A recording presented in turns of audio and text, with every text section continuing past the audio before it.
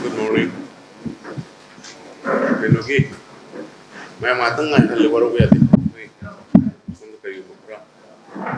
Preparation तो कुछ है था.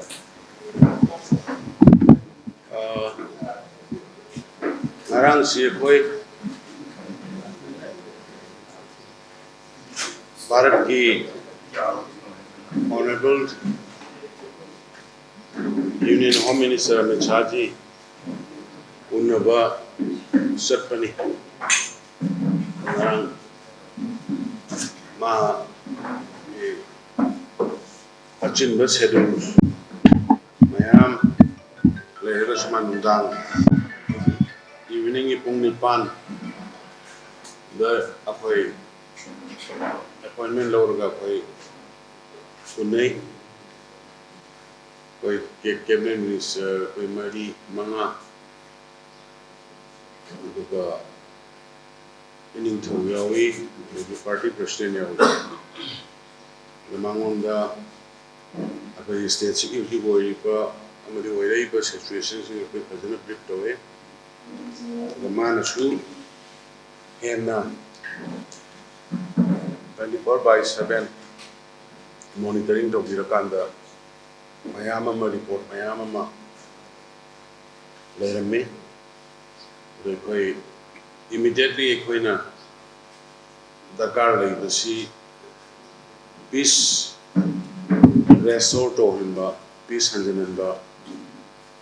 adu report ni aidana koi makal makha kaya gi wari watai सानदना अखोइदा Manipur की प्रजा ना फील तौरिबा चौचानपुरदा मोरेदा कांगपोकपीदा और इम्फाल वैलीदा अते अते मणिपुर की अपुनबदा लेबर प्रजा सिना फील तौरिबा दुगी मयाम सिको मांगोंदा थंजरे अदु माना सुमागी रिपोर्ट तौता माना अखोइदा Manipur प्रजाना हन बदे खुदा खरा खुलाई पाइबसिंग इशू सिदा इहौ सिदा यावबगी अकीबा लेरि बसे मदु कगी पुलिस स्टेशन सिंगगी करीदगी खुलाई लंगगी बखोनगी बसे अदुमा यामबा जि फावबदा इखोइगी द सामरी जमागी मयादा कोई रिकवर तोबा होरे अदुगा सोमदा लेरिबा कोई सस्पेंशन ऑफ ऑपरेशन की खुलाई पाई खोलेन तौरिबा मयाम सुषमा जी माना अखोई द कन्वे तौबिरपदा केम द संगना आर्मी सिंह यावना तौदना जॉइंट मॉनिटरिंग कमिटी अकनबा सेक्शन थौरांग तौरे केम द हंदनबगी प्रोसेस याम कन्न मा होनरी अदुगा लेप्सु लेपोय अयाम्बा गेमसिंग लोइना खुलाइसिंग थंगनबगी ओपुम तारे मरकसिदा सुगी नतबा अतोपा इलीगल आर्म्स खरा पाइबगी ममीसु मा पाउ फंगी हाइगपनमसी आर्म्स का यावबा अदुम पोट पुनमसी माना फार्मली डील तौगनी मदुगी प्रजासिंगा कीबा हाउरी फाउगन होनगनी हाइबगी अचोब चपचाबा एश्योरेंस अमा पिरई अदुगा अखोइना कना कनी पेनदबदगी मिसअंडरस्टैंडिंग लगी तौनरिबा हाइनरिबा ngangnariba mayam sigi mafam da kana panda kana mana manipur gi apunbagi saktamda karima makhalamati kaigadaba honggadaba adugi pot leite leiroi haibna अदुगी Manipur की प्रजा पुनमुक्ता तमो इकोई मसेन नतोइना लेमिनगदबनी भाव तानदबदगी थोकिबो थोकिबो मा मणिपुर की प्रजा पुनमुक्ता मागी heartfelt condolences अदुगी मागी याना नुंगाइतबा दुनांगबा मागी मेसेज पीबीयू हाइदना Honorable Union Home Minister नसु तौरई न लेखिद्रबा तौकिद्रबा मयाम पुनमुक्तुगी अवाना दा युम ताइना लेरिबा तौना लेरिबसिदमा सरुगारी भारत सरकार न सरुगारी अदुगा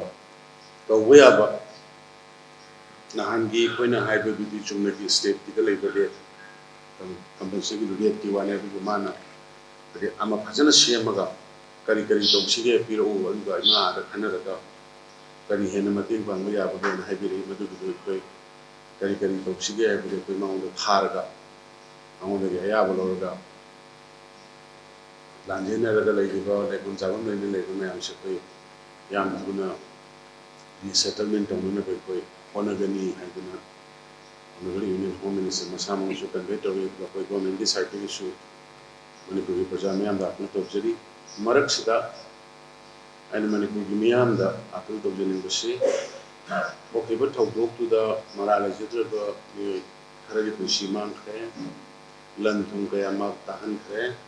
Lavam Zabun Hanga the Mirao Kokra, Nagi, Masigi the Mutego, Sarkar,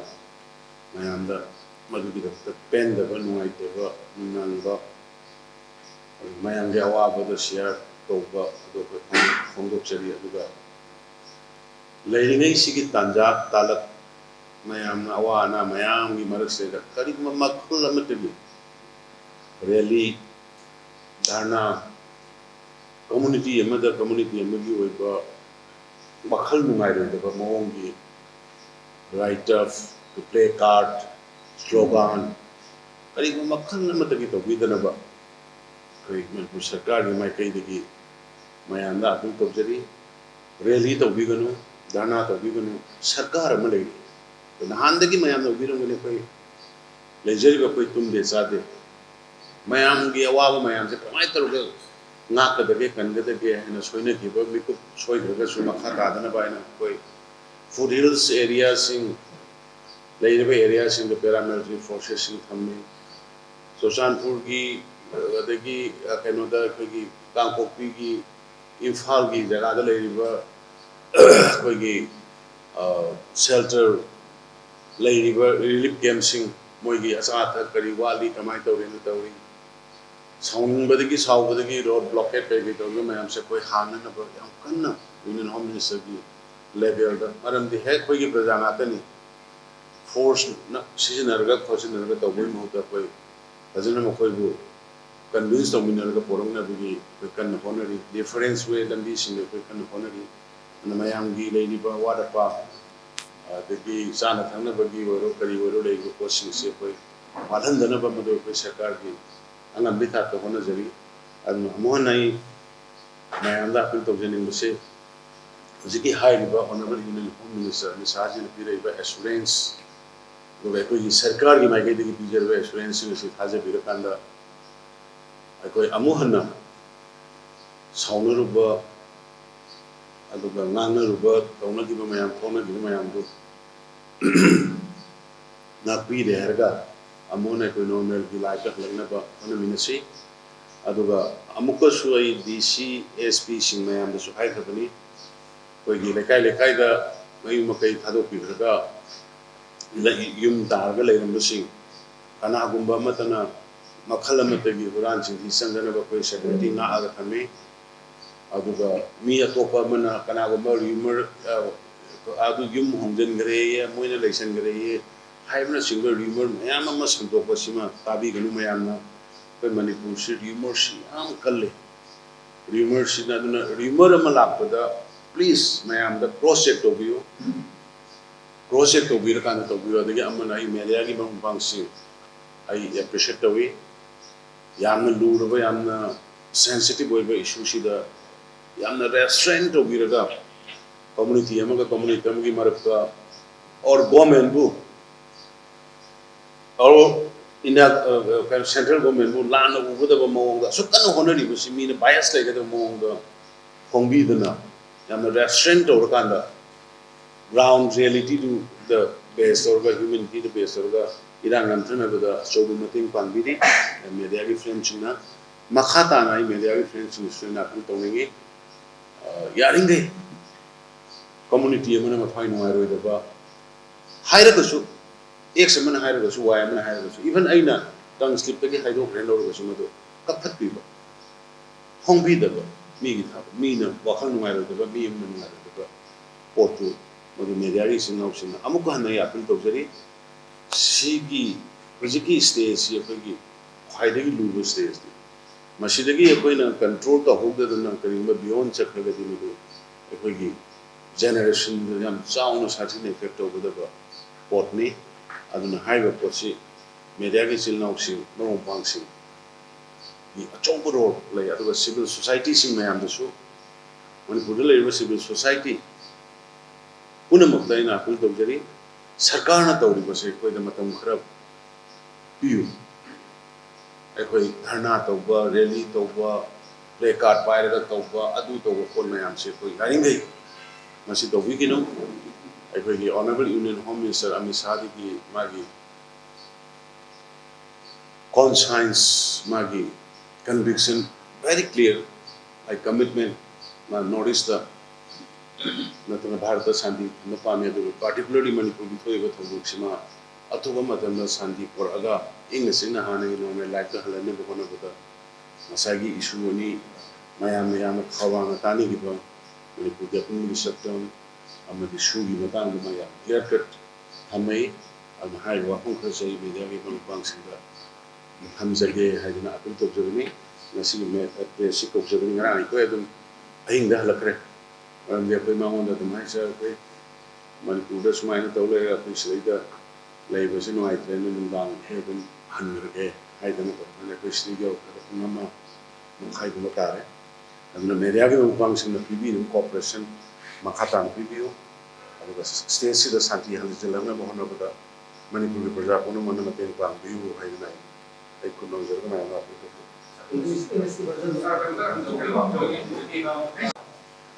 state government, state joint monitoring haibadi state government ga punna akoina su tawri joint tawr ga punna taw usi am phone ubire asan ra to di mamang da gerunda su ni da sinan ni ka pa jum mai ka wa anda la ni ba bera ni ko su ka ga sina bi ga kamai to bi kan phone to de to ni sai no eta adumaina blindly eta haibi ba ka bi ba mai sana phalani ni choice sana phalani soi ngarang na mai khaida rocket launcher ka na rega tabu details when report lor ka ga haibi paramilitary forces food hills in the loina khillaga lai loina tabuk lai machik ta kari da nan thor pa mani thok action loina yum khudi mutina apun te aduna central government amdi state government yauna punna suspension of operation gi ground rule implement tawna na bakan na honori almost tawrai adu aina sa hajeba mapan da chai ga laiba sugi na tabuk lai bai bakra madu sokoi kap tawna honori hajeba nanju pegi ni sama ma signi mi ta state ko sang ya ni ai ko di mai ni kai mal ni thing adum ba thing ba lite adum ba thing ai ma ko home minister na ko ni issue ni ta no kai ma ko issue ta dile kai su si magi han ground rules kari thugai raga towe habagi report ni koi bi se koi honorable MLA mayam na su soi doroga su si matik sabe action of you the PA adugi matung in a mana joint monitoring committee both paramilitary forces army and the state police organ mo mapam the thamna bi thok to kanna ho re ana na ye invited to see that the moi other is wrong is bad not the place narang nahan yes wrong is bad but na makha ta ro ya adugi matung ne ground run thugai re habdugi pau yor matung da huji madugi ground run monitor tawra to misra huji talk it oram ji minini slere misle da anu huji army ne pura interest or kan army ne state police ne to kan mogi sugi ke to ko ya da na bagi step to local le haje karo na ha to begin to begin to ai sa encounter tournament mo sa apagi man police state command na sector enforcement ni open ko not a single apagi mapa ni la ba ni ka sa ke alagi di shir ma tu su on ma tu ga kam da tu lo lo ma tu ga karo to ma fa isa ni asi ba ga so ko da ko ni sa ale da mo ya alagi ja to ko ke cha da ke karo ma me yo adu ki po si yo fa sina hoji praja ni ya da cha mo ba ko ko ni le ai ke no haje ke an bagi thogok thoki bagi du de kanana kai no confusion me am late. But now it has been settled, identified, and the targeting, no have to systematize Home Minister Masana Tawre, Howre Heaven, I am a lotion,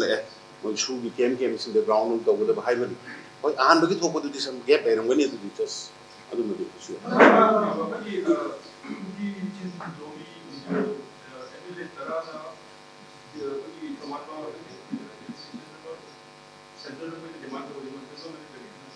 I Hungrava Male, I will not tell them that the state integrity, the shock of the water, like the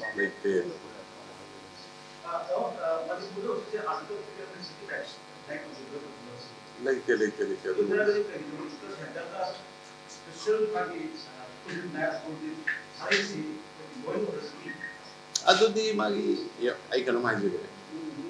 Security advisor, I have to see, yeah, crucial element on the central government, any government that will hide that. I do the money like this. Thank you. English Hanto, English I will.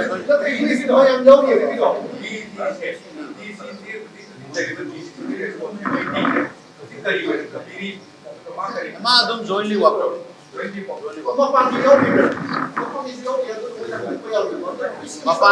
Just, it is very, very crucial issue.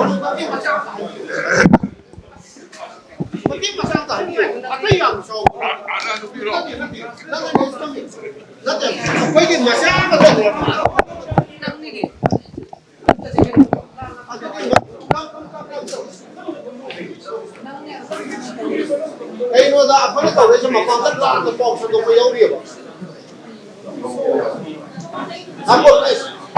I don't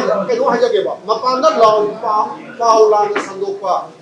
One is get over Yamana Toba, other foreign countries who celebrate a Yalpanina. She was not over other big Amaka Saka, I can watch it.